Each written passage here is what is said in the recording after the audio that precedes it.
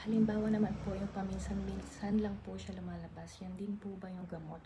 Opo, yung Heal Mask Cream din po yung lagi kong ginagamit. Ngayon na papusulpot-sulpot na lang siya. Ang nagkukos na lang po kasi ngayon is yung kapag lagi kong bitbit yung toddler ko, which is nasa 13 kilos. Iba pa yung gamit na dala-dala kapag namamasyal or lumalabas kami. Yung toddler ko po kasi ngayon ay nasa clingy stage, so talagang bitbit. And kapag din po natataon na ang pupo ko is matigas, ganyan. Tapos siguro mga 3 days, hindi ko na po napapansin kasi masyado na akong confident ngayon na lagi ako, ay may cream naman ako, may malalagay naman ako. Ano kapag may nafe-feel ko na nagbabadya na naman yung hemorrhoid ko, malakas na yung loob ko dahil sa Heal Mask Cream. So yun, nilalagay ko lang siya minsan before umalis kapag alam kong all day kong bit-bit yung anak ko or mapapagod ako, feeling ko yun, lalabas na naman siya, or kapag constipated ako, maglalagay ako ulit. Ganun po.